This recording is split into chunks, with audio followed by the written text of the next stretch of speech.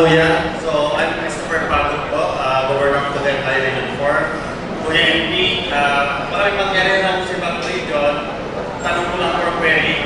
Meron kasi akong member na namatay noong January na ongoing pa yung aming ritual.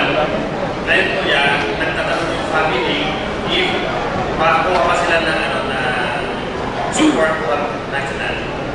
Kuya, yung Korean P, kuya, walang problema yan. Hanggang March yan. Kung halimbawa, problema nila yung Korean, sabi ko nga, sino gusto mag-advance ng Korean? Pinapaka-advance ko na yan. Di ba, Kuya Andy? Thank you, Kuya.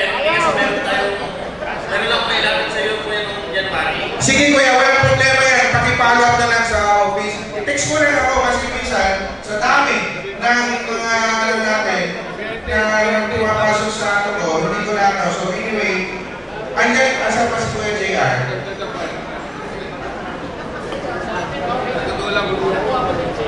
Kuya, sa totoo lang po, gusto namin i-settle lahat yung request yung sa death benefits. Pinuntuhan po namin yan lahat ng pending. Ang problema namin, contact person, yung beneficiary, wala po kami makuha. Kaya doon sa mga governors na mga meron kayong pending claim, please po, makipag-coordinate kayo sa opisina ng National Treasurer. Pakibigyan niyo po sa amin yung number, name and number ng beneficiary para direkta po namin maipadala yung benefits na binibigyan po ng National. Ganun lang po kasimple. Thank you, Kuya. Yun po sa inyo, pwede niyo pong lumapit po kayo dito pag-usapan natin para maiwi niyo na mamaya. Alright, thank you so much. Sorry, national Kaya pasensya na kasi ganito yan. Kaya dami kinukuha na yung direct dependent. Nangyari na kasi yan. May mga governors, kinuha yung Korean assistance. Hindi po nakarating doon sa beneficiary. Dumating, kalahati lang. Sinisisi nila yung sabi mo, sabi mo Kuya MP, 25,000, bakit 10,000 na lang ngayon?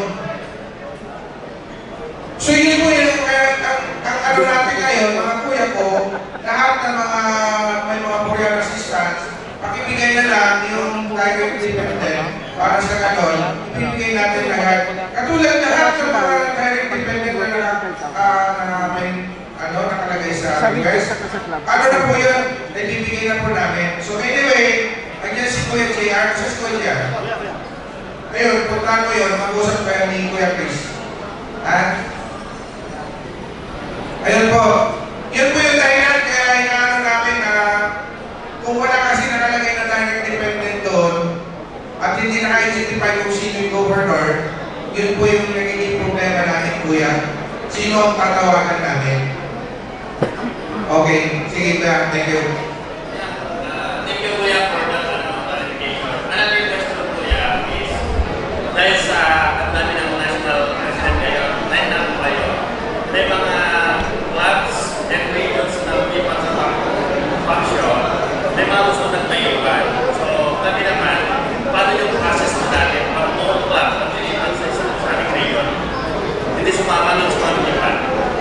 Kuya, pag buong region ko ninyo, buong kampo ninyo na, halimbawa, si governor na umalis, nag-aasal na kung kayo ng Arian OIC as governor.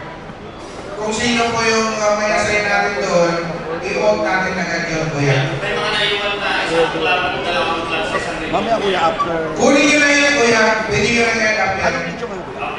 Okay. Bicol. Yes, Kuya. Sa Bicol ka mo sa video. Sige, sige. In addition, doon mo yan process mo.